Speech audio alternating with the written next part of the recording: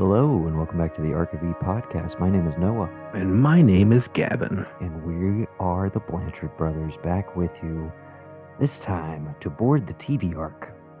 Talk about some new shows 2025. I don't know what you want to start with, but I know we had 3 on the docket that we were supposed to check out. We got The Pitt over on HBO Max or just Max. Yes. But it's airing. Is it airing on HBO proper? Or I is don't this a know. Max original? I don't know. I feel like it's a Max original. I don't think it's showing. We got Severance Season 2 over on Apple. And you might have missed it, but American Primeval over on Netflix, limited series. What do you want to talk about, brother? Well, I feel like we're going to have more to say about The Pit. Maybe we save that for last. Maybe we start with Severance because I know that's what people might be more excited, and we do a little sandwich with Primeval in the middle. Yeah. Okay, so it's been what, like SAP. Severance American Primeval. Bam. And then The Pit, or yeah, SAP with 2 P's. There we go. Oh, I got it. Okay, good. I wanted to refresh my memory. Severance was season 1 was 2022. 2022, Yeah. and it was like was it early or like a summer show? I can't remember, but it's been a while. It's been a minute. Right.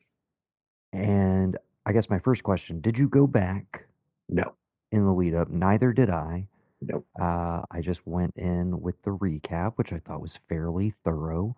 Obviously, spoilers for season 1 and the first 2 episodes. We're recording this on a Thursday evening, so we have seen up through the first 5 episodes of The Pit, but we have yet to watch Severance episode 3, which will be Right. dropping tomorrow. So, yeah, no spoilers for 3, but what'd you think of how they came back? And I guess my other sub question, do you have any speculation for where you think it will go or where you want it to go? And is that how you're watching this show? Is my other question within that. How you feeling? Um, I think I'm I'm still trying to like find my bearings. I probably should have gone back and watched everything, but the thing I remember about the first season was just like how simple the premise was, like the log line and like the pitch line, the elevator pitch was, but then like all of the ramifications of what that could mean that you don't think about when you think about the simplicity of, well, what if I just didn't know what I did at work? What if I just was my home life, my work life were severed? You don't initially think, oh, well, then that would essentially make me 2 people, a person who exists outside of work and a person who exists inside of work. And so coming back into that, I think had I gone back and like looked up and like kind of sat with maybe the last like 2 episodes, I would kind of feel like, okay, here we are. But I just that 2-year removal, I'm like, I don't know where, I honestly don't know where it's going, and I don't know what I want from it. I like what I've gotten. It's still mysterious. There's still a lot of stuff surrounding Kier, and like you think you from the first episode you think, oh well, this maybe this started something crazy and big, and by the second episode you're like, oh no, they just leaned into it and they used all this to like make themselves look good.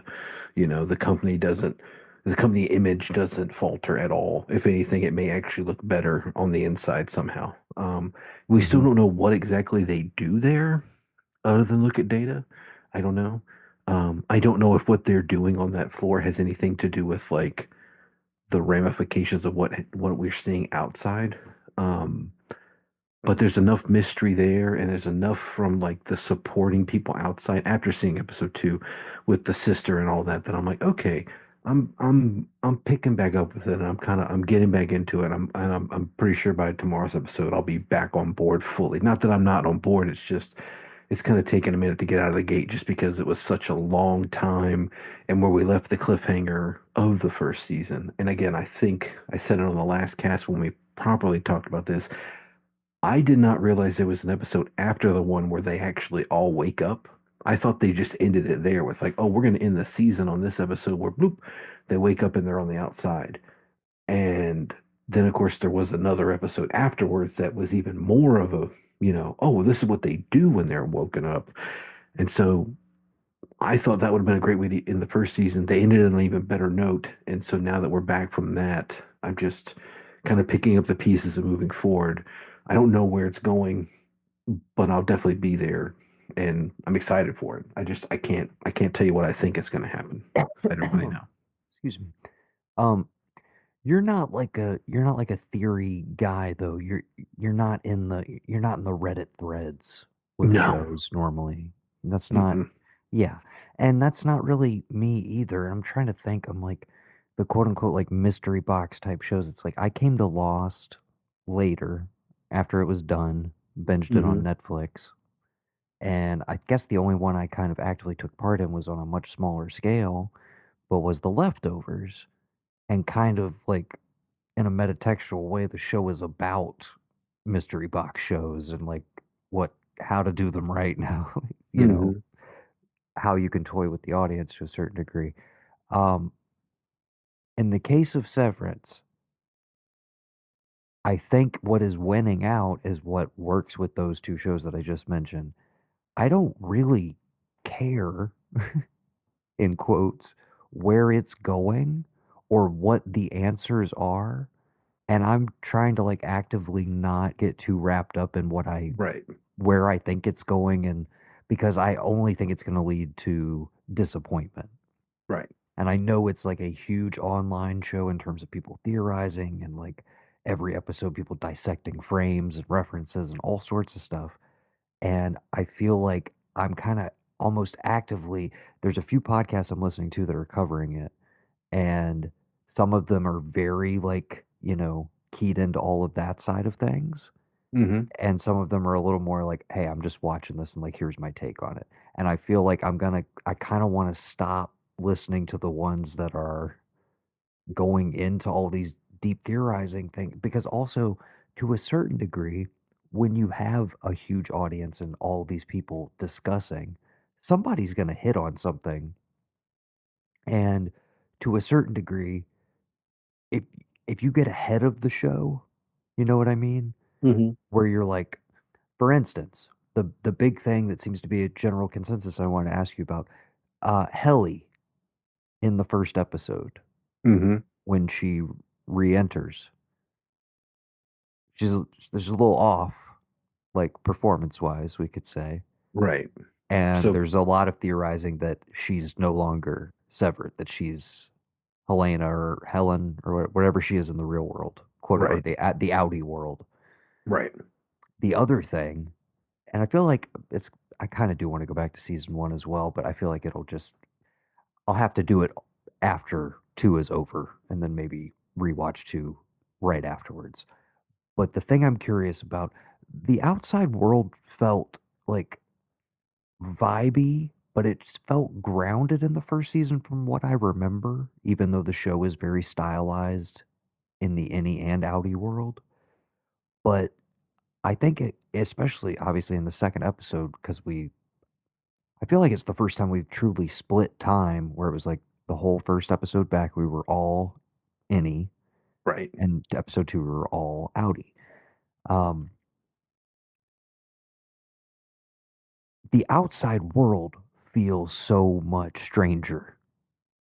Like, I have so many more questions about what's going on there that I kind of hope we get. I guess that's my one kind of hope. I want to spend more and more time outside. Like, dude, the interview scene at the door factory, Yeah. like that was hilarious. And again, I'm like, it's I all character forward where I'm just like, that's what's keeping me glued into the is the performances and like I like these characters and the show is funny and I'll go with strange and funny and you can take me in a million different directions if you have compelling actors at the center of it. And you across the board, it's like I love this cast. So I'm on board for wherever it goes, but I'm trying not to get too bogged down in. expectations or wanting it to be a certain thing or have these big reveals where I'm like, I just want it to be a fun ride and I don't want it to like start feeling like it's spinning its wheels or it's just like setting up more mysteries for the sake of it. Like I would like some like Right. the steady feeling of like payoffs and new stuff being introduced constantly and like yeah. Well, so like, the, and first off, when you talk about great visuals, I love that that door factory just is called Great Doors on like a random brick building. Great Doors. Um, Incredible. Yeah, the but art direction and cinematography across all of these episodes, even the ones not directed by Ben Stiller, yeah, uh, is just stellar.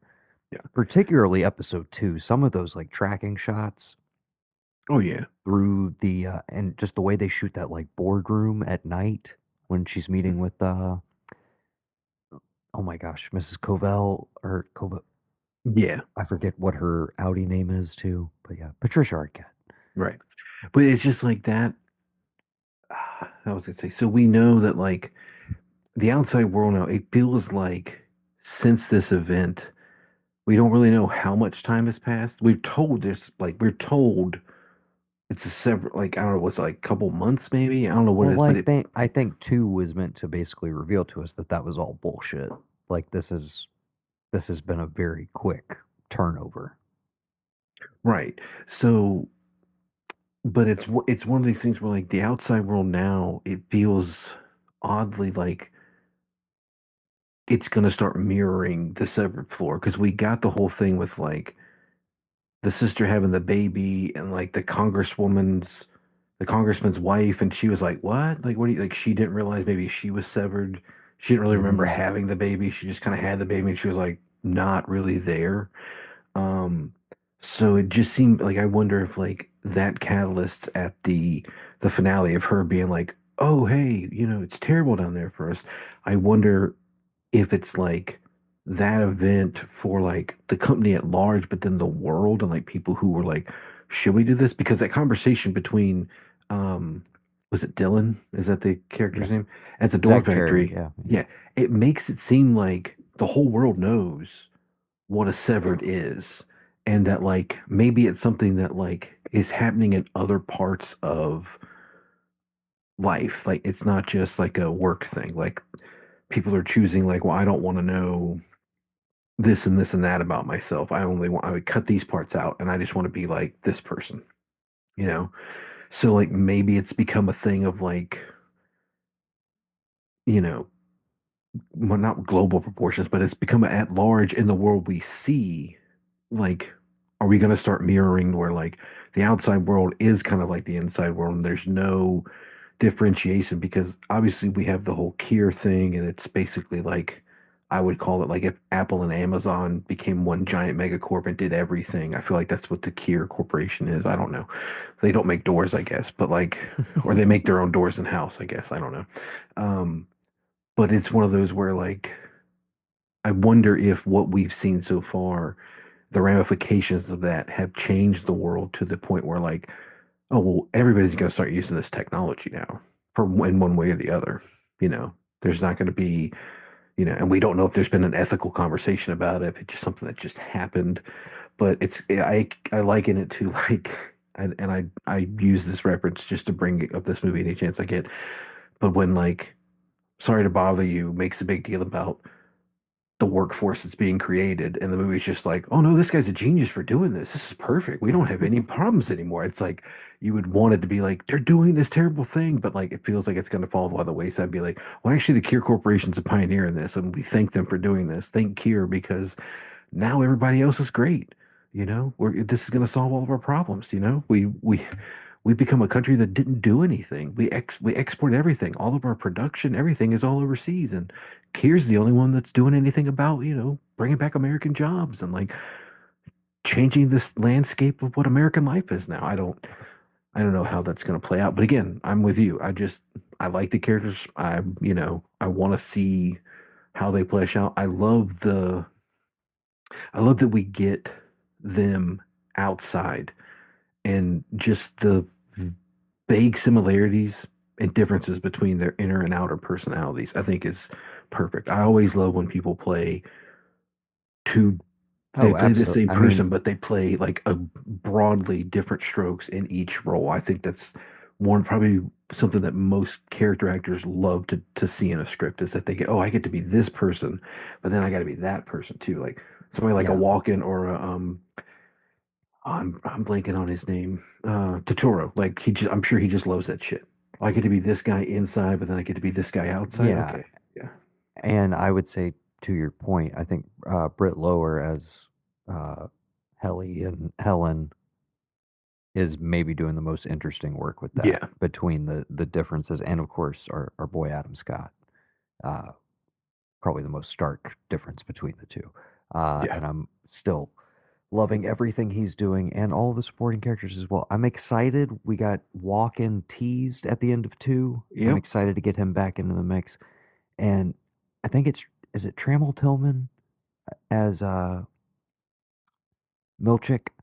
Was Mr. Milkshake? Yeah. Yes, continues to just like uh, gi- give me as much of that guy as you Yes. want to give me every Yes. episode. I'm so Mhm. like everything about that performance is like Like magnetic. It's you could so good. do you could do a last season of Atlanta. Let's take a break and just do a fake documentary, but just follow that guy home for a day. Like wake up in the morning, come to work, put out all the fires at work, go home, put out the fires there, wake up and do it all over again. Give me a whole just like hour-long episode that's just that I guy's I, day. I wouldn't be On the day that all the stuff went down with the finale, where he's got to run around and chase. Give me that day for him. I I I would not be surprised if something like that is coming. And it would be crazy if episode three is literally just we're still revolving around the same timeline as the first Right. two episodes. That Uh-huh. would be kind of interesting. So, yeah, more on Severance as it goes along when we have more to say. But I don't think we will be one of those pods that is actively fan theorizing too much. But I do look at some of this stuff from time to time, so I may bring it to the table in future episodes. But Yeah, for of now, course. we're both uh, fully engaged, and we will check back in definitely the next time we talk about the pit, which I think we've roughly said since it's going to be 15 episodes, we're going to check in like three times. Seems pretty Yeah, convenient. that works. So, how I think Severance is going to be We'd either be 8 or close. 10. Yeah, we'd be Well, close to the penultimate, if not the end, and then we could do like a final wrap up after we've had time to sit with it. So we'll if see you how it did all go times back, out. Yeah. yeah, if you did go back and did season one on top of that, we could have more informed discussion after it's all said and But done. yeah, I'm very much still enjoying it. Uh, and you know, I don't have any quibbles thus far. So that's where we're at with Severance season two over Yep. on Apple TV Plus. Now we're gonna take a little swim down the stream to Netflix to talk about Pete Berg's American Primeval. You brought this one to the table, Hmm. uh, so tell everybody about it a little bit. We teased it on the previous episode, but for people that didn't listen to our Den of Thieves Pantera review. What is American Primeval about? On its face, if you want to get really like short with it, if you want to give the quick Hollywood answer, it's Netflix's answer to 1883 and Taylor Sheridan's Yellowstone universe. But I don't necessarily think that's what it is. I see people trying to bill it as that. It's not. I think I it think is. I think it's Pete Berg plays the Revenant, like Yeah, tries to do exactly. the That's Revenant, yeah. Right. uh, Yeah. and it's from the Over. writer of the Revenant, if I'm not Right. mistaken. Yeah. And is essentially inspired by true events, kind of like a historical We'll call it historical historical fiction, fiction, yeah, but of not of the Tarantino variety, right. not that level of revisionist. Yeah. And again, I admittedly don't know enough about this time period in that this particular territory to be like, yeah, that's legit. I I do know, so it's Excuse me. I'll step. post-war Civil I'm War. happy to step in. I did take an entire semester at the University of South Carolina on Western expansion. It was, Oh, good. yeah. Uh, See, they told me I had to quit taking history or I'd have to declare it as a minor. And I was like, I'm an English minor. So I quit taking history. it was the one history class that I took while at USC. Because I think, yeah, my senior year, we all of a sudden we got like two, uh, like 101 and 102 history courses that were available for to knock out for college or whatever. I had them knocked out. Anyways, so I took a Western expansion class because I was like, oh, dude, we could read like Elmore Leonard and Cormac McCarthy were like on the reading list for it, and the professor seemed pretty cool, and it was a small class, and I don't remember like a shit ton from it. But anyways, American Primeval, we're in 1854, okay? Oh, it's pre, they're right. This is pre-civil. Yes. It's a few And years before Horizon. oh god, yes, Horizon is 1857. okay. Making a reoccurrence from our year-end movies list. That They're was kind on of in the Gavin's top 10. they're kind of Also vague. available on Netflix, if I'm not mistaken. You can watch Yes, it them there is. as well. Yeah. So, 1854, we've got a couple different players at play. Okay. The Mormon contingent, led by Brigham Young, and you may be familiar with the Mormon militia. I feel like a lot of people are not, that Nope. they were some pretty nasty characters at this time. Okay. We have the legendary mountain man, Jim Bridger. Okay. Hmm. And he has his outpost Hmm. in the midst of all of this. It's kind of neutral territory controlled by him. He's kind of your Al Swidgen from from Deadwood, if you will, Yeah. the real life version of it. And of course, we know the great great grandfather, or excuse me, yeah, great great grandfather of Aldo Rain from Inglourious Bastards. Yes. In this show, played by the incomparable Shea Wiggum, in what I think immediately before we get into the show, easily top five Wiggums, Of course. maybe top three, I maybe yeah. maybe favorite Wiggum of all time. I really really love this performance. We also have several indigenous tribes. The Shoshone are kind of our main concern that we spend most of our time with. Is that correct? Shoshone, There's Paiutes, the Paiutes uh, as well. and There's a what's the other third. one? There's a third tribe, and I don't know. They're escaping me right now. And then, of course, we have the U.S. government in the form of Yeah. the Army, and who else? That's pretty much all the parties concerned. In the midst of all of this, Right. The we big major have players. They're all warring for territory in the Utah territory. yes, in the midst of Western expansion, and Yes.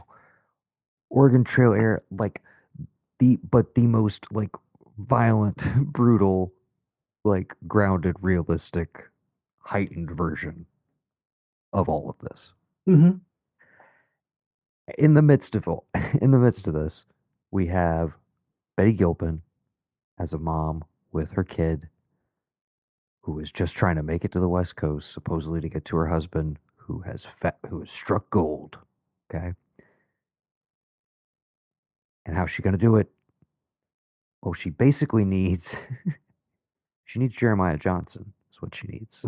And that's what she gets in the form of Taylor Kitsch in I'm just gonna say right here, post Riggins, the best the best Kitsch ever, man. Yeah. One of my favorite characters in his filmography. This was like tailor made for him, clearly. Hmm. And my only my only big quibble with this show, which I think both you and I enjoyed quite a bit, and I wonder if we're on the same page with this. There's a lot of narratives at play across 5.5 hours. Yes. I either wanted this show to be about 3 hours longer, or I wanted you to cut one of the subplots, like just gut it straight out of Yeah. there. The one you cut the Dane DeHaan, I lost my wife to Indians. You cut 100% it. Dane Cut DeHaan it. trying to play Leo in The Revenant for Yes. like a third of this show. It's not bad, but it is the least engaging thing, especially when his wife, who again, they're part of a Mormon, like the peaceful Mormons, uh, in a move of Western expansion, they're headed to Salt Lake, I guess. Yeah, they're all headed. Everybody's headed to Salt. Well, the Mormons are headed to Salt Lake. That's yeah. Yes. And their encampment gets assaulted by what at the time is alleged to be a tribe of Paiutes, correct? Right. Masked But Paiutes. we happen to find out, of course, as part of the Mormon militia who was trying to drive people out of the territory because they're, laying their claim and basically, you know. Anyways, Hmm. so Dahan's wife is, oh my gosh, the actress's name escapes me. I will look it up as I talk. But She was on her name in the movie the Sarah show is Lightfoot, excuse me, Sarah Lightfoot Leone, if I'm not mistaken. yes. She is also on The Agency, which she is fantastic on. I Okay. just started that. But anyways, he's after his wife who is kidnapped very early in the opening of the show, essentially. Yeah. Who very much we find out does not want to be found. And I was like, I'm fine to go spend time with her character Right. as you know, as she goes and has her, has her dances with wolves moment. But I didn't need all of the Dahan stuff. And I get that, like, you need it for, you want to have the drama and the tension of, like, eventually he is hooked up. Spoilers all over the place. Sorry for American Primeval, but eventually he's hooked up with the guys who assaulted his camp, who are now, you know, public facing, supposed to be helping him because it's like you're one of our Mormon brothers, but also are on a mission to like surreptitiously kill him when nobody's looking because they need to make all of this go away before the story gets out because it's bad publicity essentially. Uh, that I felt even that whole narrative you could have cleaned up a little bit. Like we just spent a lot of time going back and forth over like, all right, we really got to take care of him. Nobody survived, right? No, nobody survived. Oh, I heard that heard that woman and her kid made it out of there. Oh And shit. just like Okay. exactly, dude, it was just like a little too much of that. Meanwhile, like everything, even as frustrating as back to our main kind of our main focus, even as frustrating as Betty Gilpin is as this character, Sarah, I believe, Hmm. at every turn, I mean, especially for the first like four episodes, where you're just like, how many times does Taylor Kitsch have to prove himself before you're just going to be like, I think I'll let this guy dictate like what we should do in any given Right. situation. He seems Yeah. to have the lay of the land and like know how to survive out here. No, I'm just going to literally do the exact opposite of everything he tells me at every moment. That was very frustrating. Yes. 1,000%. Even as frustrating as all of that is, I would have like anytime that dynamic of the two of them and Kitsch just being Kitsch, it, that was just gold, dude. And also give me way more Jim Bridger and Brigham Young, like Oh having my this God, dude. That extended back and forth standoff, like, you know, these really like intense conversations where you're like, you're never expecting it to escalate to like violence in the moment, until but someone it's gets just their like, foot like shoveled off. yeah. Like, But yeah. Other than some structural things, I really enjoyed this show. One thing I will say as a caveat for everybody who hasn't checked it out and is thinking about it, through the first three episodes, this is one of the most relentless shows I have ever seen. Like, it does not stop from an intensity level, mm-mm. from a pacing perspective. And I wanted to ask you, because you're way more up on his recent output. I like Pete Berg quite a bit, but like I'm mainly coming at this from like Friday Night Lights, man. I haven't. It's been a long time. Hmm.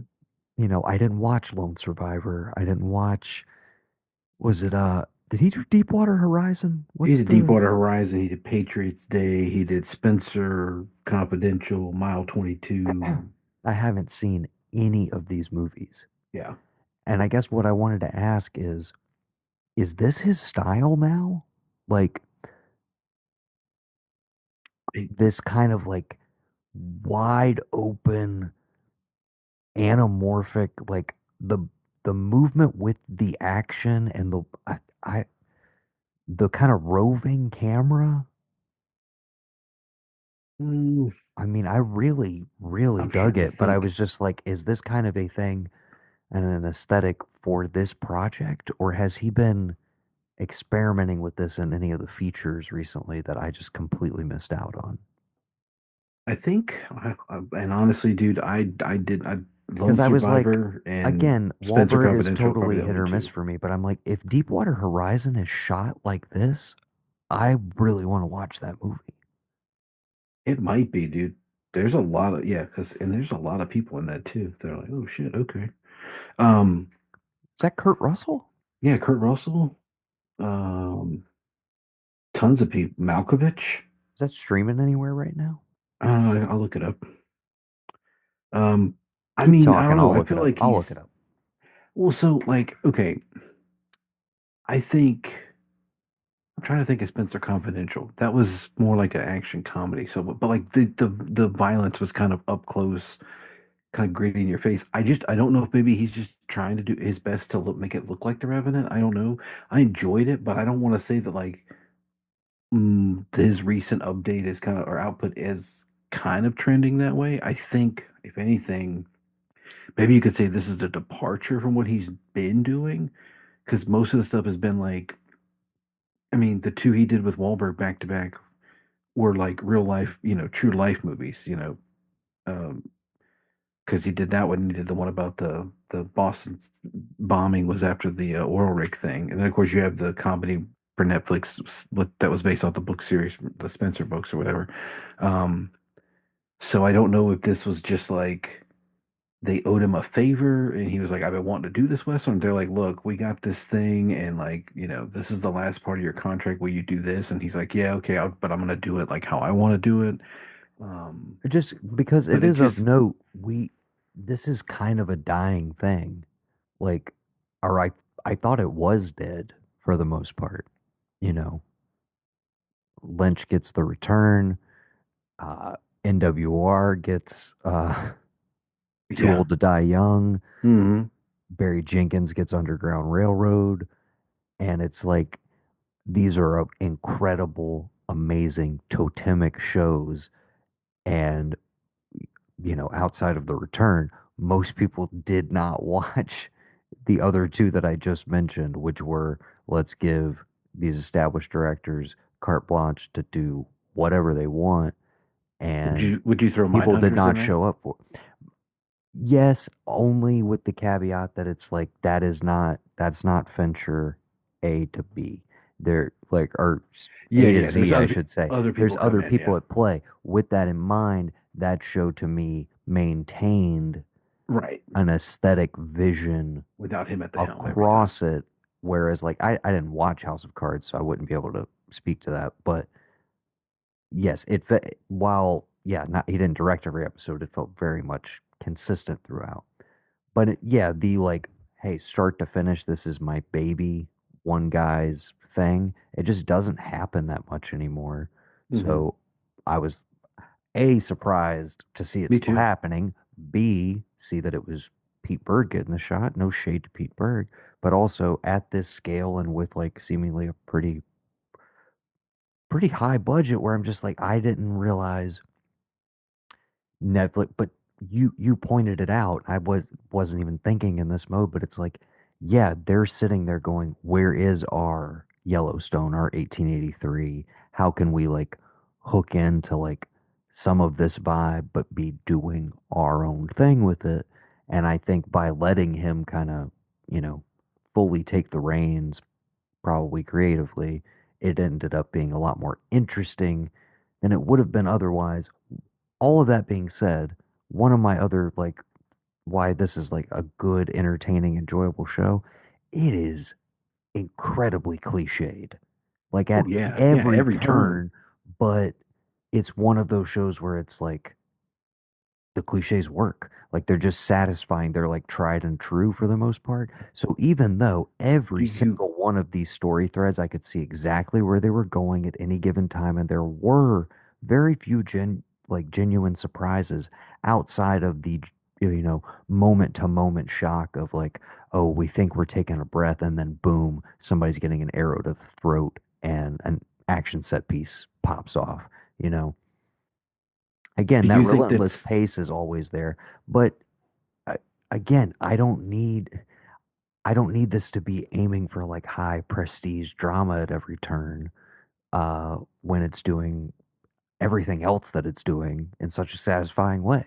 Like, you know, yeah, so like I put it to you this way. Like I feel like Netflix gives you what you know and what you want. Between Amazon and um Max, they would give you the show that was like trying to be something it doesn't need to be. Apple would be like it's got to be like some kind of award-winning thing, and somewhere in there, it's got to rip off a Harrison Ford movie from the '80s somehow. If he did a Western in the '80s, um, but like yeah, Netflix is not. They don't care about trying to be like redefining a genre. You know what I'm saying? They just want you to watch. They want to be number one for everything, so they can afford to put this out all at once, only 6 episodes, and it kind of be a thing of like, if I'm being honest, I kind of like it compared to 1883. Now, I don't know if you've watched any of the Sheridan verse stuff, I but watched just the the pilot of Landman. dude, I want That okay, is the real quick, only real quick, that real is the quick, only real Taylor quick, dude. Sheridan. I've watched all of Landman. And I was freaking out because I looked it back and I was like, do you realize that they are at the Permian Panthers spring game and that Billy Bob Thornton was the Permian Panthers coach in Friday Night Lights, which is directed by Pete Berg, which we just watched the whole series that he did? She was like, no, I didn't know that. And I was like, and did you realize that like Explosion in the Sky did all the music for American Primeval? Did you catch any of that? Because I don't think anybody realized it's Explosion in the Sky that did the soundtrack for that show. It's And obvious to us. We it's knew it. it's very good, but It's good. also I wish he had kind of just been like, fuck it. You don't have to be period specific and just let loose with the guitars Oh God, dude, because that would have been perfect. I kind of wish they had just made an Explosions in the Sky record that mapped to this, but it would not have taken me out of the show and the aesthetic that they had built to hear some electric Now, guitars with dude, some distortion. of It would their not have been that weird. I'm just some of saying. the stuff they put out since the one I really dug on have been that where I'm like, this could totally just be a soundtrack to something. I know they've done soundtracks and stuff, but like some of their releases have been Yeah. that way. But yeah, that was a shameless plug for Lame Man because I watched the whole thing of that and it was fucking beautiful. You should finish it. It's dope. Um, I can't. I why can't not? do it, man. Why not, dude? I was like, this is what this is. Like truly, this is what this is. I listened to I've had every episode of the season described to me. Trust me, I follow a show that covered it religiously. But I'm no, telling you, dude, you just gotta do yourself a favor. Just sit back and enjoy it, dude. It's so good. it's so not what I wanted it to be. I know, but It's I mean, so not what I was legitimately excited. I was like, finally, one for me, man. Like I was like, finally, my way into like this thing that every a certain section of America just absolutely loves. And I'm just like, I don't get it. okay, this is my The most theory. I'm gonna go off on successful this tangent. show in the history of Paramount Plus. Just absolutely shattered all the records, destroyed everything, just annihilated every show last We're year. gonna we're gonna we're gonna just take a minute and we're gonna go back and we're just gonna thank a man. This is me. This is just purely speculative. This is my opinion. It's probably not right. Maybe if you grill him on it, he'll tell you differently. I don't know. But in my mind, in the first season of Sons of Anarchy, Taylor Sheridan had a lot of talks with Kurt Sutter. And Sutter was like, dude, they're never going to give you any money to do this. You just have to go do this on your own. So if you want to make this like Western drama thing you got going on, this like legacy show or whatever, I know you're from Chapel Hill, I know you're not from Texas, but like if you want to go do it, you're just gonna have to write it yourself. And if you want to do this, I'll write you out of this show. I'll kill you off in the second season, first episode. Okay, that happens. If you correlated, dude, the minute that he's off that show, Sons of Anarchy, what is he doing? Boom. Um, he's got all this stuff that just starts from there. Like movie comes out, he's writing stuff. Then Hell or High Water, Yellowstone kicks off. Those Who Wish Me Dead, all this stuff, but like he's doing things before Sons of Anarchy. But once he's done being an actor on that show, it's like he and Kurt just got together and he just said, "Fuck it, I'm gonna write it." But then the smart thing he did was he used his own company that had all the horses and livestock and all that in Texas. He brought them into all the Yellowstone stuff he did. So whether the show was a success or not, he got paid. But He then it Tyler became a he, huge he hit. Tyler Perryed it. Yes, Yeah, very you know. successful. And so I don't know. Congratulations to Taylor Sheridan. Yeah. And so, but again, I will not be finishing Landman. dude, it is. I'm just telling you, dude, it's just fun. It's like going to a blockbuster in the summer, dude, but you just watch it whenever you want. It's ridiculous. It's like over the top. It's trying to make you do whatever, and it's like, Dude, the stuff with the daughter in the yes, first episode, yes, it gets better. It gets I better, dude. can't do this. I can't do this. The fact that this is being presented with even a semblance of a straight face, I can't. Oh I'm yeah. like, this is the show. I was like, these are these shows. People like, oh my, okay, not what I. Yeah, right. That guy really wrote his own ticket. Congratulations. I like Sicario. Yes, the Sequoia. Yeah. Again, Sicario doesn't I happen. like Hell or High Water. Yes, I like the films. I don't like the television. I I, understand. I did You're a Taylor Swift. I did not see Wind River. Me neither. But I did see I'm those who trying. wish me did, and we talked about it. It was a good podcast. Yeah, that was a good one too. Dude, Angie is, Bernthal. and Angie and Bernthal can't beat him. Um, who is the bad guy in that? I Don't keep know. forgetting who it was, dude. I gotta look that up because he was so good at being terrible. Um, yeah. So I'm a Sheridan television man. You're a Sheridan film man. That's fine. We can meet. We can meet on. I could do all the heavy lifting with the television. You could do all the heavy lifting with the films, and we'll have all the bases covered. Um, yeah, I don't think you could call it. I don't again, the quick answer to be like, oh, it's Netflix's answer to 1883 and Taylor Sheridan. Yeah, no, it's not. Okay, But like okay. if you want to Hold. call it that, yeah. eh, Not that anybody cares about this, but okay. Those Who Wish Me Dead. Nicholas Holt was in that movie, Yes. and Aidan Gillen from The Wire and from Dark Knight Rises. I feel like Yeah. it's one of the two of them, but I I don't don't think know. I think it's him. It's not Nicholas Holt. It was the other guy that I really bought. I was like, this guy's fucking menacing as hell. Like he doesn't present that like he's a monster, but he totally is. I don't know. Maybe we need to go watch that again. Yeah. It's on the Max app. Was that an exclusive for Max, or is that something he was going to put out regardless? Because I don't I'm think it pretty ever sure went it to got it. theaters. I'm pretty sure it did actually. Oh, Pretty sure okay. that's a Warner Brothers movie. It's just on there because it's on there. Yeah, in theaters and HBO Max, May 14th. It was one of those that got the Oh, is double it because we 2020? were in COVID Oh, times, yeah. right? The Uh, COVID times. okay, so yeah, American Primeval. We both enjoyed it. It is what it is. But for what it is, pretty top notch. Hmm. A Rock pleasant solid. surprise. Rock solid 8 out of 10. Yeah, Yeah. didn't know we were getting it, and it was a Hmm. nice. Always down for a good Western, man. And again, Shea Wiggum as Jim Bridger, worth the price of admission. Taylor Kitsch doing like career best work. And the show is just like, he just shoots the hell out of it. It's Hmm. very compelling, very watchable for as intense and brutal as it is. We didn't even S- talk about John Courtney. I mean, he's in there too. Not that Dude, he matters. no, no, no.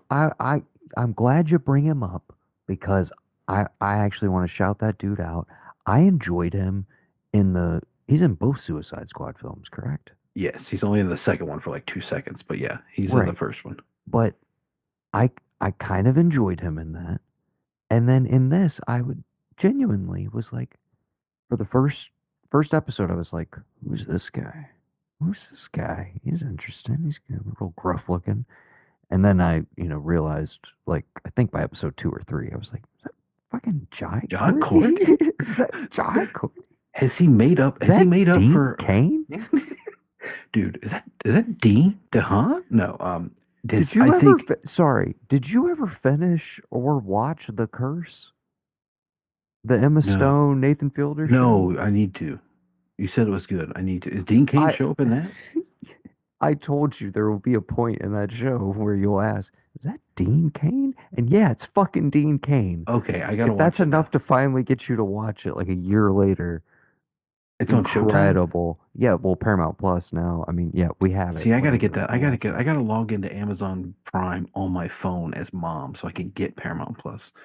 So I can watch on my phone without having to like turn it on because like I gotta watch it with headphones so it doesn't wake anybody up. Um, I got like you. when I'm like cleaning bottles and stuff. But what was I gonna say? Yeah, okay. I'll check that one out. What was I thinking? Has John Courtney's made up for a good day to die hard? We feel like he's okay now. Yeah, that's all I wanted to say is like, Yeah. I know we probably, I don't know if we ever actively, like on the podcast, gave him shit, but in our personal lives, I'm sure we did at some point. I just wanted to See, say I gave him more he's, shit for Terminator Genesis than I did A Good Day to Die Hard because I don't blame him for that. yeah, that I what, knowing what Bruce was doing, like knowing what was going on, he was just getting paychecks. I can't begrudge A Good Day to Die Hard for that, but I can begrudge him for wanting to be a part of Terminator Genesis because you don't fuck with Michael B and you don't fuck with Kyle Reese. Okay, that was, yeah, that the was, only person who could do it is Anton Yelton, and that's fine. let's God just rest his soul. pretend that that movie, never happened. A lot of people Okay. do. Speaking of that, the funniest thing, dude, I'm sure you've seen it. I'm sure you know it. We talk about this all the time, how I mention other people's podcasts. I'm not going to talk about anything I heard of it. I just think it's fucking hilarious that Michael Biehn has a podcast that's called Just Fooling About. I tried to explain that to mom and dad today. They didn't seem to get it, that it's a Tombstone reference. I had to explain to them it was a Tombstone reference, but I know you would appreciate that. I've seen some clips. I haven't. I just know he has one. I haven't. He has. I don't know who he's talked to. I just think it's neat because I love that guy. It's a lot of Never. Baldwin brothers, and I think Michael Madsen's been on there. Oh I don't know. wow. Okay. I've seen some weird clips, man. I don't know. A lot of these guys. Again, the fact that we are still doing this, I'm like, dude, Michael Bean has a podcast. Like, what are we doing here? Like, all of these guys who I'm like, put them in things. Like, Right. they shouldn't have to be making podcasts. You know what I'm And maybe saying? yeah, and like maybe they just doing it because they like it. Like I I'm sure they do, but honestly, no. I know what it is for a lot. I'm like, dude, the second Tarantino and Roger Avery for season 2 of their Video Archives podcast were like, we're taking it to Patreon. We're getting paid for this shit. Like, and I realized I was like, oh, they had like a huge Sirius XM deal for the first season. That's yeah. like the whole reason it got produced in the first place and everything. But they had to do ads that they read for it and blah blah blah. Hmm. And like the second they could be like, paywall it immediately. And I'm like, dude, that's their fucking retirement plan. And I'm like, that's a fucking Hollywood direct. Like, dude, just fuck. Like, you don't have enough to retire on right now, man. Like, come on. That burnt. A lot of people were pissed at that, and I'm like, I don't know. There's still like a free edited version of it up, but sorry, we'll stop talking about other people's Rule number podcasts. one, if you're good at something, don't ever do it for free. I mean, again, they even highlighted on somewhere where they were talking about it, but they were like, if you want to be that guy, and I was like, I'm probably gonna be this guy. It's like I'm just gonna wait till the end of the year. I'm gonna subscribe for 1 month. I'm going to binge all of the episodes, Yeah. and then I'm going to turn off my subscription. Like I'll pay $5 to listen to a year of the show, but I'm not gonna like be hooked into the. See, people call that like the paywall model. I call that the Planet Fitness model. That is, I pay for the subscription. I forget I have it, and then I'm getting billed every month, and they don't care whether I listen or not. They Right. just want to make sure that, oh, I want to listen to this one episode. It's just $5. I'll put on my subscription on my phone, and next thing you know, it's like it's in the Apple bill every month coming off your Cash App or your bank account. You're like, wait, what? Oh shit, I'm still subscribed to that. Stars got me. I have stars for like maybe 30 more days, and it's done because they were like, it's only 6.99 for half a year. I was like, okay. Didn't read that it's like, oh well, it's actually gonna be like 49.99 now. So yeah. Someone call for a doctor. Let's do it, dude. Let's talk about the pit. Sorry to Okay. interrupt, but let's fucking talk about the pit. Also feel like my voice is slowly fading. I'm coughing a lot off mic. So apologies if I sound a little rough around the edges. We get 2 cc's of Ativan, get some O-neg for sucks, and let's go ahead and prep for a peritoneal lavage. Yeah, let's scrub in. This is Dr. This is Mr. Chim, Dr. Chim Richards. You got knocked up, so you can't do the news. You're pregnant. You need to leave. You got pregnant. You don't remember. Okay. Uh, the We're pit. getting dangerously We've close been. to what's his face. Some people may recall some of our loyal uh, patrons over on Patreon. I don't think there's any of them left. I think they all finally disappeared, including our father. I think most of these people, it was like, oh, I got a new card, and just never updated It's it. been long enough. It's been that long. So But God I don't bless him. think I don't think there are any active patrons on Patreon. If you are still active on there and you're listening to this episode, thank you so much. Like I we truly appreciate it. At one point, we had a show on there called Summers in the ER, because Gavin went through all 15 seasons of the most esteemed medical drama of its day. I think still of all time. I mean, Of Grace all wants to time. pretend that it's in the conversation, but we It's all know fucking not. there's It's about the only one king of the mountain, and it is say no swear. Oh no, it's yeah. the R. Exactly. So we've potted about ER, but I don't know if any of that's public on this feed. I'd have to scroll back. Maybe we'll put some of those episodes out just to celebrate. But we've been waiting for this. We knew it was in the Yes. works. I think it was announced Yes. like maybe announced like shortly post COVID. Like it's Yeah. within the last couple of years, but and there had been talk of soft rebooting ER in some capacity, and we don't have to get into like all of the excess stuff surrounding the show, but there is a lawsuit in progress from Michael Crichton's widow because she feels like this basically is ER just dressed up and, And God forbid she have any talent of with her a own. slightly different content. God forbid you, again, once again, God forbid you live off the royalties from every other fucking thing the guy ever wrote. It's just like, oh, I don't get to like cash in once again on this new property that again, even though John Wells is a writer on this and Noah Wiley is the star, this is not ER, but Plus, it plus, what is it? What is is. it? 15? Is it 50 years or 50? It's so many years after the death of the person that that stuff like you can't sue it. Like it's not a Again, thing this anymore. thing will get thrown out, but Yeah. obviously. So the pit takes us into the pit, which is Pittsburgh. What's it called? You don't know? No, I don't know the name. It's just like It, Philadelphia, it's not. Pittsburgh. So It's it's an not Pitts. emergency room. Yeah, it's not It's an Pittsburgh ER. It's just County General or wait. Yeah. yeah, Anyways, another city with an elevated train. It's right. just like ER. And again, Noah Wiley is there, and to be honest with you, that's all we needed as the selling point for the show. We Yeah, were I didn't already need in the anything bag else. for it. It didn't really have to do that much to deliver. And I just want to say 5 episodes in, it is like so like overperforming Now, what I even like wanted or needed from the show. I love the pit. I just want to say I love the pit. I love the money Money pit. pit. I feel in the pit.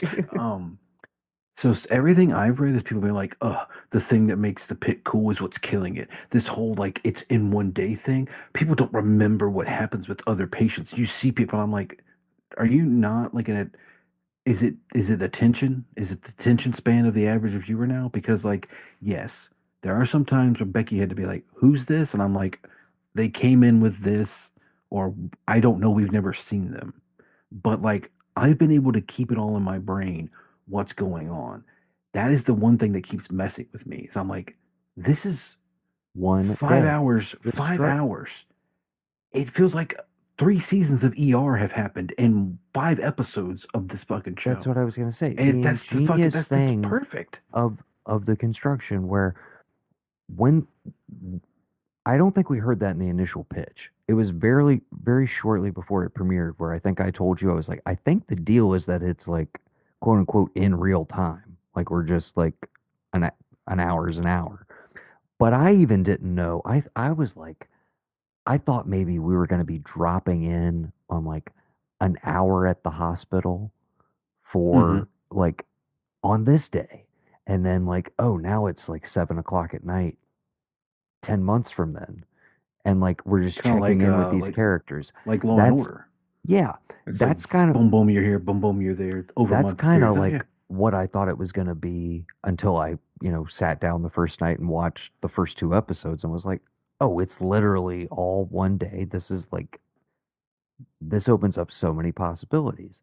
And I also from the get-go was like, okay, but like I hope they actually like make good on this, if that makes sense. Like Hmm.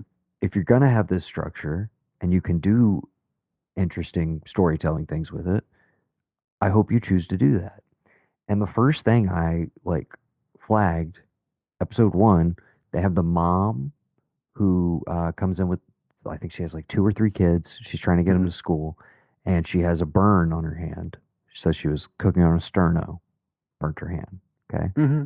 S'mores on the sterno. Uh-huh. Yeah. And one of our doctors who was also like has one of the students with her is working her way through, and she's like, uh, all right, great. We're gonna get you all patched up and I'll be right back with you, like to do that procedure. And then I was like, and then she went off and dealt with a bunch of other shit for the rest of that episode. And then episode two happened and we didn't see that woman again.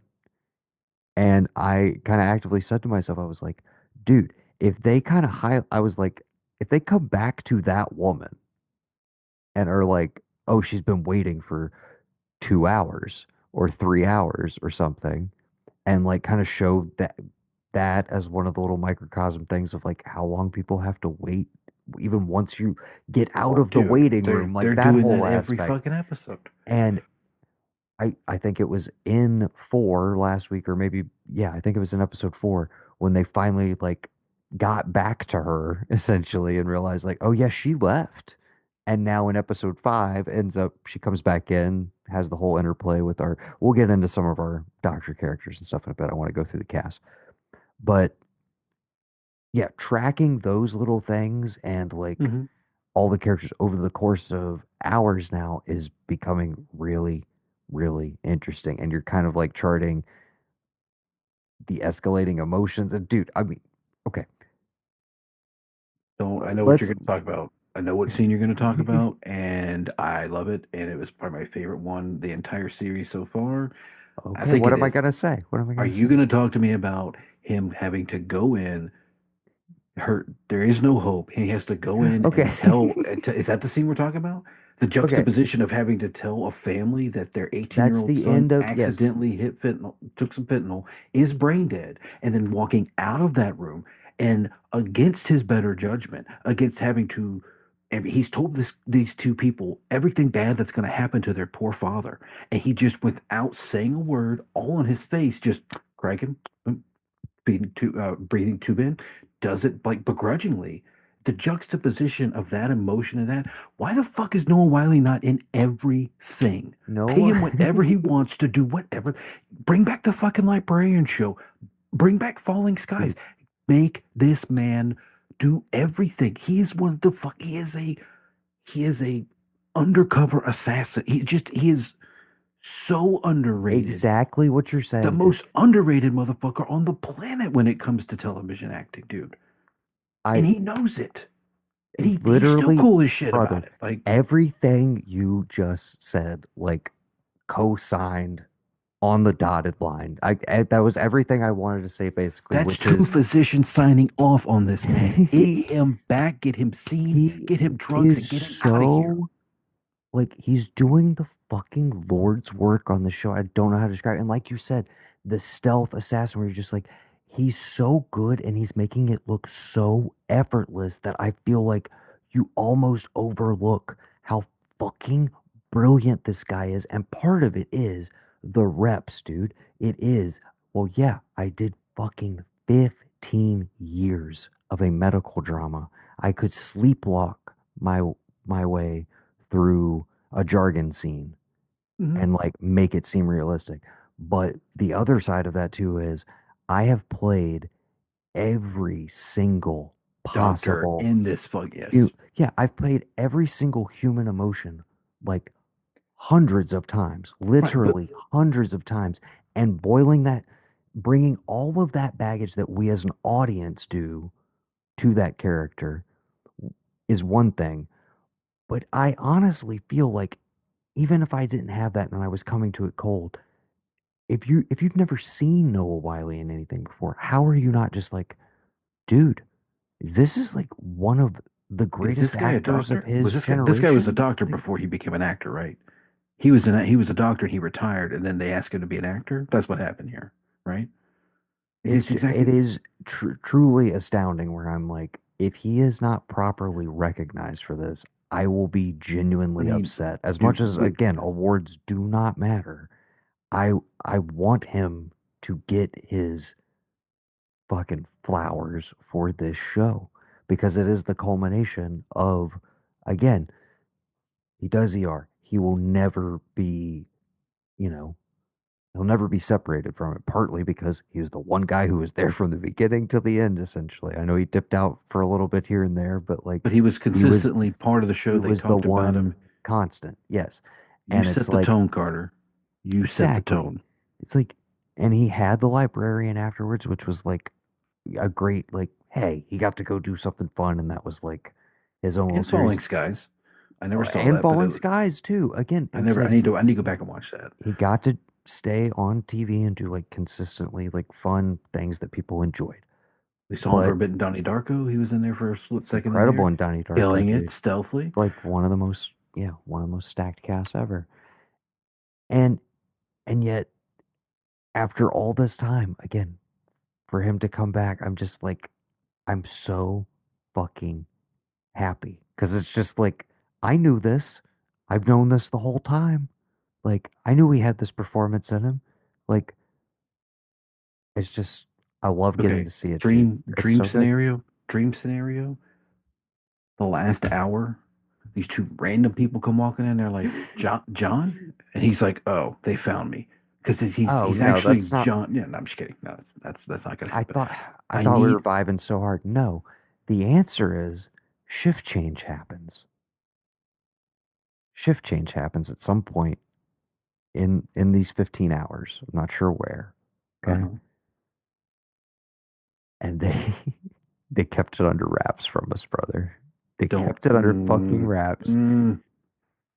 And fucking Anthony Edwards makes his triumphant return to now prestige television. And the setup for season two is guess who the other doctors are? Okay, who is his ment? Okay, and perfect casting. No, I'm just Who? saying, No, no, no, literally, no, no. I want you to tell me that's it. which. That's No, all I no, no, want. no, no, no, Anthony no, no. Edwards. That's all I want. You have to give me one doctor who was his mentor, Admonson. Who was it? Was it was it an Eric Benton type? Was it a Robert Romano type? Who was Dude, it that was his mentor? I Who mean, was if it? you want to, if you really want to, I mean, I'm saying Anthony Edwards because of the you set the tone Carter thing, and that like obviously that would be the coolest fucking handoff ever because of the fact that Mark Green died. et cetera, et Oh cetera. no, no, no. But, That's fine for him to but, sell too. I want to know but, who his. but You tell me, honestly, no, casting I'm saying that's what who I'm his guy saying. was. No, if Eric LaSalle showed up at the end of this, that would almost be more of a fucking chef's kiss. But how cool would that be, dude? How cool would that be? No, I would love it. Any reference they want to throw to ER, I'm perfectly happy with. Yeah, I don't need it to be in the same universe, but No, again, no, just opening up the possibility of like we've firmly established like Dr. Robbie is his own thing. It doesn't feel like, oh, this is just John Carter. no. That's the other thing I love about it is Right. like there's this world They inter- weariness to him that I know in the later seasons of ER he definitely got to play a bit of, especially like after they go into the Doctors Without Borders stuff and like he's been in some truly like personal life and death situations and stuff. He got to play some of that. But the flashbacks to like COVID and the chaos of that and the kind of brewing storm of like, this is his first day back in a very long time. Is that correct? no. He's just the first time he's ever worked the anniversary of his mentor's death. It's He just the would. fact that it's the anniversary. See, I He's thought never he hadn't worked been in a bit or since something. COVID. He had never worked that day In, when his. excuse me, in the Yeah, 4 years, he'd never yeah, worked it. Okay. yeah. That was the thing. Okay. I mi So I I again, misheard that. the perfect writing of setting it, just the casualness of like, oh yeah, by the way, like you're gonna be good today. What? Well, it's the day. I'm not even thinking about it. Okay, no, you're gonna be thinking about it, and it's the perfect caveat to just do a couple flashbacks to take the time because I asked Becky, I was like, did Grace tackle COVID when it came out? Or was it just kind of like a, oh, COVID, and like they wrote it into the season that COVID was there, and then since then they haven't done anything with it. And she was like, no, they mentioned it. They did a thing about it. And I was like, okay. I said, because we've never seen a medical drama, because I mean, Grace is the only one. We've never seen a medical show that like probably actively, accurately like shows you the horror of what it might have been like in an emergency unit there. I mean, we all saw images of like doctors in like China and whatnot just weeping because there were so many dead bodies. They couldn't do anything with it, you know. And whatever you want to say about your politics with it, just take that out of it. Just the human element of like this thing that you can't stop is going to do whatever it wants to do. We got that in an ER episode where they were quarantined because they had some kind of monkey thing, and then they all monkeypox was loose in the ER Mm. on that show, and they all had to quarantine in there. But to have that peppered in as flashbacks that can hit any time, and the way that they do hit with what he has to do, some of the best writing in any medical show I've seen. Just like him walking into the room where the older dad is going to be like unintubated, and it's just like bam, he's back there. You know, hey, we're about to lose him, yada yada, all that shit, dude. And then again, you've got. I think the thing I love is that like he is he is Mark Green to these people. He is the one with the answers. He's seen it all, and he floats. And you have like you can see these other hotshots, and if you want to be like we are, you can see the like to me, um, the young kid who keeps having to change his scrubs. You could throw a John Carter type Oh, to that absolutely. He's a to, Carter. and Dude, then like the other one, the okay. hotshot one could be like a Clooney or a Malucci, you know, in there. I'm sorry, dude. Like the comedic rule of threes that Yes, they then break in this episode, like take it a yes, step further. So he was on at the beginning of this episode, he had to change his scrubs for what, the third time yes. because of The abscess thing on the leg. yes. And then by the end of the, I was like, dude, this is a funny recurring bit. Like we are 4 hours into this guy's shift. He has changed his scrubs 3 times. And then by the end of the episode, the kid with the like post tonsillectomy Yeah, abscess or hemorrhage, yeah. Stew up all over him like again. Yep. just just blowing blood like directly in his face and chest again. I was dying, dude. And the fact that the show ha can balance the humor and have moments like that and still have the life or death stakes and have me like crying at the end of episode 2 when, like you said, they do the 1-2 punch of, hey, kid's brain dead, fentanyl overdose, tell the parents, go intubate this guy that you don't want to intubate. back to back, cut to credits. Excuse me, don't cut to credits, cut to the kid we just mentioned doing chest compressions on a guy that he left in the hall and forgot to check in on. And in the moment, thinks, I killed this guy. And we're going to cut to credits as he's doing compressions and open up hour three with him continuing to do compressions. Stuff like that structurally Oh that yeah. that's allowing them to do in terms of time.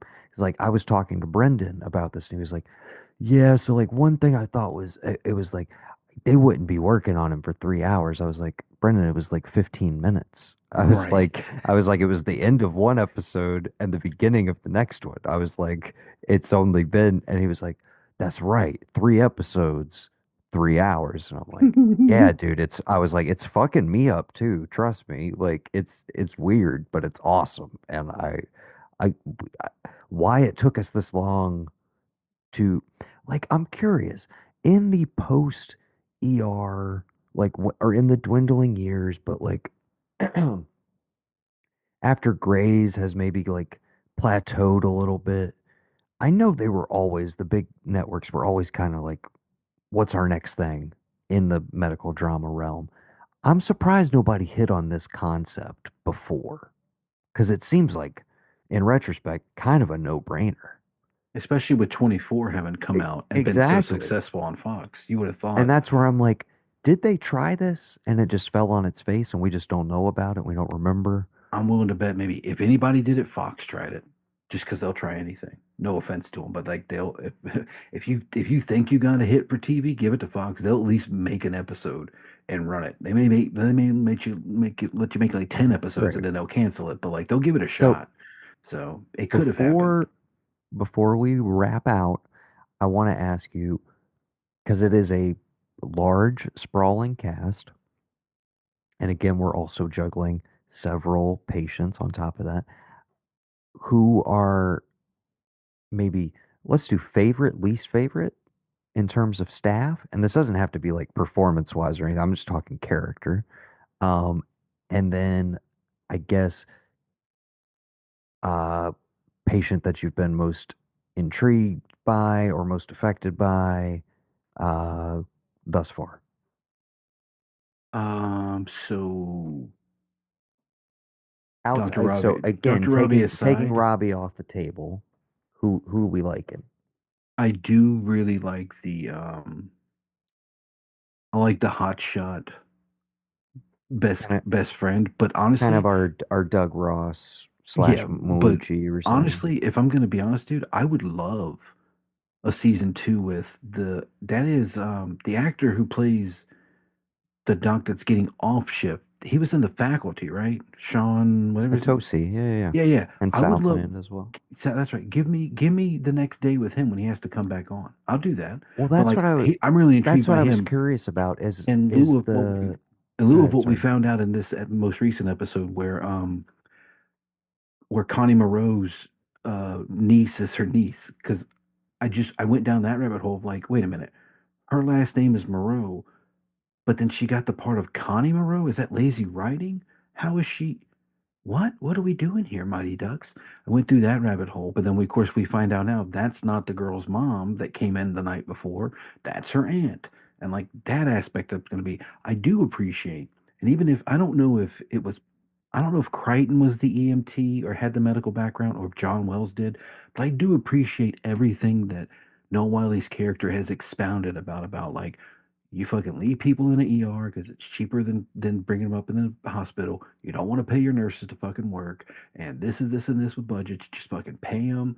They even mentioned the scale, the test scale thing. I don't know what the name of it is, but if you know anything about like the rise of the opiate crisis, yes, the Sackler family is a part of it, but this one test or this one thing they give for patients about how they were handled, I don't know the name of it, but they mention it by name in the show of like, how were you handled? How was your pain level? All this.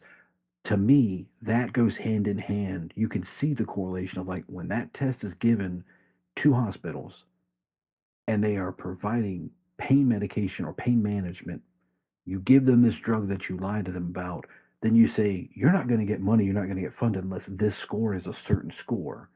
And it goes hand in hand, and you wonder why we have an opiate crisis. You wonder why somebody made a drug like fentanyl that then probably is the worst because I got a little upset with the kid in the pot thing, but I understand that like that's a kid that's going to be a kid, but like the whole brain dead at So 18 and he wasn't even trying to. He was just trying to take some pills to stay awake to like, study for a test, never had another drug in his life. It's the equivalent of like heroin Bob dying from an aspirin and SLC punk. It's like, damn, the first time you do anything, you're done. And you weren't even, again, yes, you shouldn't have dealt with pills from the internet, but we know this is a crisis and it happens because everybody knows somebody who knows somebody knows somebody who that happened to, but you don't see it on this level of like everything he does for that family, knowing that like this is going to be a bill, this is going to cost money, and either life insurance is going to pay it out, or they're just going to be in debt from it if they even have to, or the hospital is going to eat it, one way or the other. But doing everything he can to to let them come to terms with the idea that like their little boy is no longer here, and the only thing that can happen from now is that his organs can be given to people. That shit is fucking gut wrenching.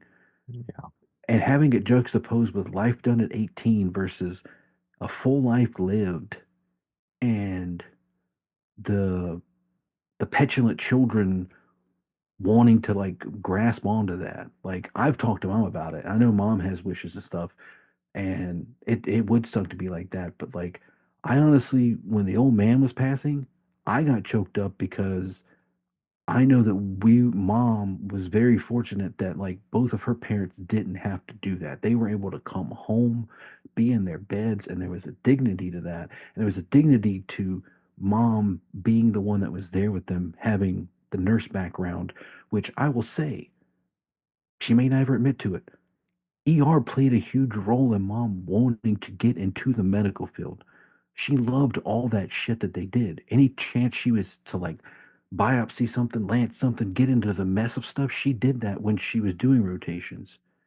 And, you know, that show that both of us love, that we watched with her, that she will go back and watch just whenever it's on, that played a part in her becoming a nurse and then led to her being able to be there to have her parents as kind of like her last patients and to have the dignity to go home and die and not be in a room with like, you know, funny animals on the wall and stuff like that, surrounded by machines and stuff. Like there is a humanity and humility to that. And I think that's one of my favorite things that Dr. Robbie does is taking the moment to say, okay, we're going to say a prayer for this person. We're going to have a moment for this person and him like kind of helping I don't know his real name. I'm just going to call him Huckleberry, but like helping him be like, hey man, this guy, 150,000 people die every day. You just happen to get one of them.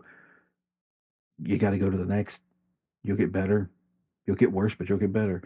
Um, I don't know. It's my favorite show that I'm following now. I'm going to follow every week so that we can do this, but it's one of those where I'm like, God, if I could just have them all tomorrow, I would just no, sit here and I watch know everything. it. There is that like I look forward to it every week. I'm glad that it drops on Thursdays. It's dude, and An I'm hour sorry. before the original I ER was time, gonna yes. say yes to add further insult to injury.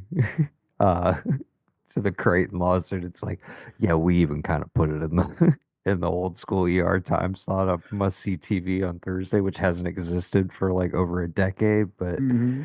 uh yeah, I mean that's a nice touch. I also just love that I Just can the fact, dude, just the fact that after every episode, when I'm done and I watch through the whole thing, they give me the trailer for what's coming next and what pops up, things you might like. And it's an ER fucking photo of all of them from like the earliest, I like mean, I 1994. I'm I like, will be honest with you. It is gonna be damn near impossible to get to the end of 15 weeks of this show and not just want to roll right into a full-on ER rewatch. It's it's, early dude, enough in the year. I haven't started any other like long-term rewatches. I'm gonna do peaks at some point this year from the beginning. I just did The Return last year, so I'll probably just do season one and two. But I mean, dude, whatever, ER dude. is Dude, like I'm it's there. just right there, man. Dude, we It's could right binge there. seasons pretty quickly, man. I got time to kill after the baby goes to bed. Then I got work, like working on like bottles and stuff and clean up around the house. I could kill stuff pretty quickly. I watch. We're not committing to anything because Yeah. for all I know, two or three more new shows that I don't know about that I'll be dying to talk about will rear their heads in the next month. Who knows? But we will definitely be back to talk more about the pit. Did you give us a doctor other than Robbie? The I Who'd mean you say? the hotshot dude that he's like the Doug Ross type. I like him. And then Yes. my least favorite would probably be the I get she has her moments and whatnot, but the slow-mo girl that's like, this and this and that. It's like if I had to cut anybody, I would cut her. I like the angle of one of them having, the mom that's already there in the hospital. I like that portion of her. I don't know how I feel about the snarky one that is like constantly wanting to like, you Jump know, in on stuff. jump in on stuff. I do like the interplay I, between her and the surgeon girl because I'm like, oh, they're gonna hook up before the end of this season somehow, way one way or the other. Possible. I also definitely think she is gonna like royally fuck Oh something yeah, up yeah, totally. It's dude, you can see within it. the next hour or two. She is You going saw the to glee. If you saw definitely get someone killed. the glee on her face, which like maybe I could do a chest tube. It's like you are going to fucking kill this person that's coming in here. Like absolutely. I gotta say my favorite is actually the Dr. Melissa King. She's the one who's doing the rotation from the VA. Oh She's yeah. like Has she not been what I swear to God I've seen her in other things, but like I haven't. I think she has, but I mean, most importantly, it's Bryan Cranston's daughter. Oh, I did Yeah. not know that. And That's then awesome. That makes sense. my other second favorite is another Nepo baby would be Dr. McKay. That's the redhead with the ankle bracelet.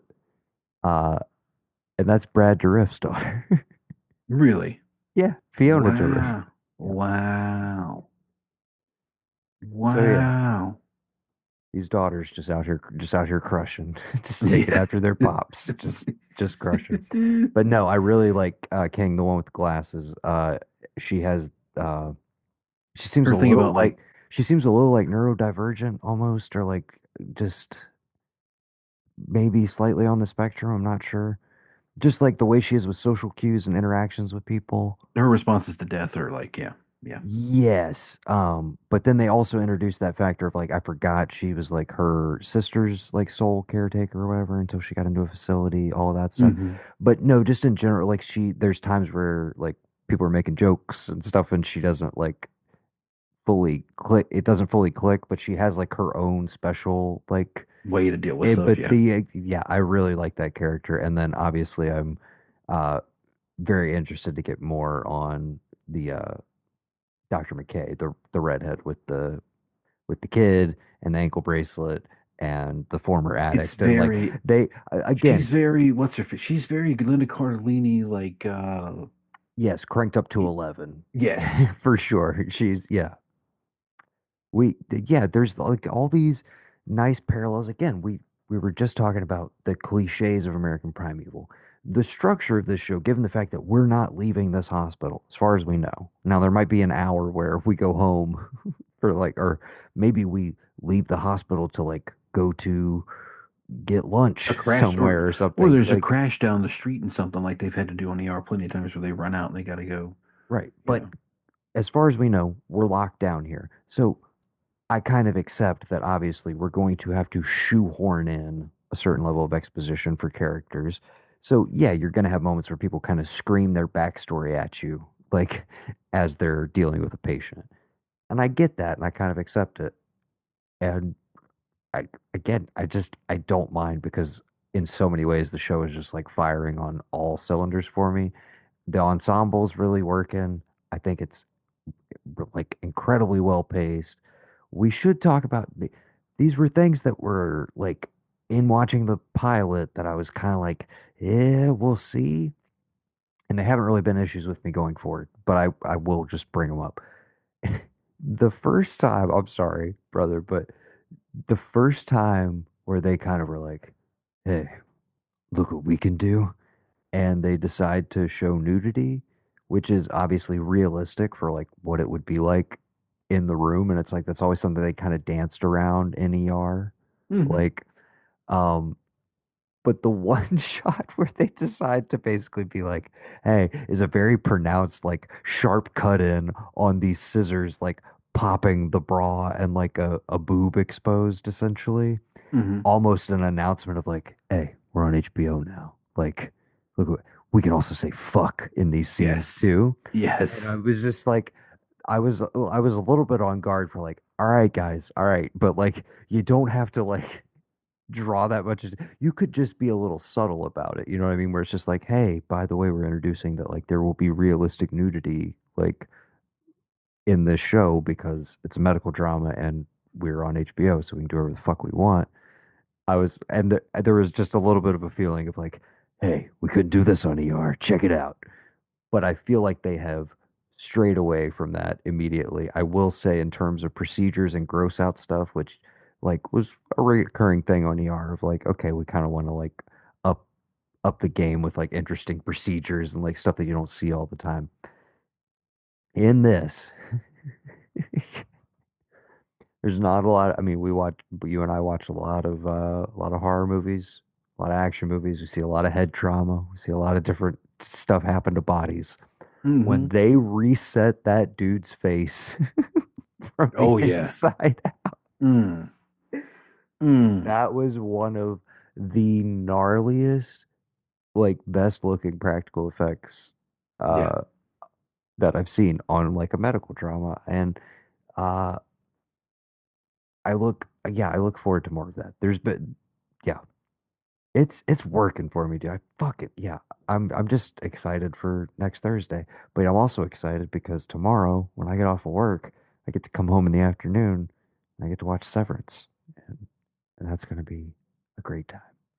Yeah. Does it premiere at like 3 a.m. or something? It should. Like it'll probably, yeah, because they're all the Apple servers are on California time, so Word. 3 a.m. today. So I'm not staying up that late, but I will be watching that tomorrow. We'll be back to talk more about the pit in a couple weeks. We'll definitely be back sooner than that with some kind of movie talk. I don't know. Maybe need to maybe need to start hunting around for a two by two to suggest. Or maybe you got one in the tank. Maybe it's There's a time for couple. season 4 of that. Maybe we What I about don't the know. Oscars and the Arkies? Well, of course we got that coming up, but I mean, the Oscars aren't till what, March? We can definitely do nominations and speculation soon. You want to do that soon? Yeah, if we got a list out, we can at least call them now. We do have the list, and I've seen some more stuff since we recorded our year-end list. I have kind of an adapted top 10 now. It definitely changed given some of my viewing. So we could talk about that. We could do our Oscar predictions. I mean, as is tradition. Yeah. And we always say we're going to do it, but I guess, yes, in tandem with that episode, we should also be building our ARKE nominees list to maybe put out there on social media to let people vote on for the finalization of the categories and or the winners. I don't know how we figure that out, but we'll discuss that next time on the ARKE podcast. For this episode, I have been Noah, And I have been Gavin. and you have been listening to what we've been streaming. Dun, dun, Two, dun. 2 cc's of something. Push it. Stats down. Stat. Sounds down to 80. Stats down to 80. All right, let's crank him. Chest tube. Chest tube. Give me CT, an X-ray, 200 cc's of whatever. I don't know. It was just like it was just It's so. crazy. We watch 5 hours of this, and it's like, and we're like, dude, the medical jargon. It's like, if I could not improv it to save my fucking life. I Like, just want to hear someone say we have to do a peritoneal lavage. I don't know what that is. They never did it on ER, but maybe twice, but they talked about it a bunch. I just want to hear someone ask, can we do a peritoneal lavage? I have no idea what it is. It's my favorite thing that they've said they would do. good breath sounds bilaterally. Heard that in 2 scenes back to back. BP's 180 over 90 systolic. He's an AFib. Sinus tack. Got a good rhythm. Okay, Okay, we got him back. It's seriously just- though, over under how many scrubs is this guy got to go through in one shift? Is it here's the thing. As over the top and funny as it is, why does it feel to me like this is the story of like a Brendan-esque figure who's like working a shift one day and he's just like, dude, every fucking patient I had spewed something on me. I got milk spewed, like I got milk, blood, piss, shit, like every fluid Throw up blood. imaginable. Like I'm just like, yeah, how seriously, how many more scrubs? The fact that they've hit it this many times this quickly, They have to I'm keep like, going. I'm like, it has, yes. And I'm like, it truly feels like this happened to somebody. Somebody had the worst shift of their life, and they're like, nah, Again, dude, that's 8 scrubs, 8 pairs of scrubs in one day. I went through every single color they had: gray, blue, dark gray, light gray, pink, dark blue, gray, everything. I went through all of them. Yellow. I did every color they have with What scrubs. what's he seriously, what's he gonna do at the top of the next hour though? Like he's in morgue scrubs right now. There was nothing left in the dispenser. What's he gonna wear? I don't know. I guess he's going commando. We got find out next week on the pit. Streaming Thursdays at 9. It's not the ER time slot. It's an hour earlier. They're not the same. Don't sue us, Mrs. Crichton. Please. See, ER is just like ting ting ting ting da ding ding, and the pit is like ting ting ting ting da ding ding ting. It's that extra ting. It's not the same. It's not the same.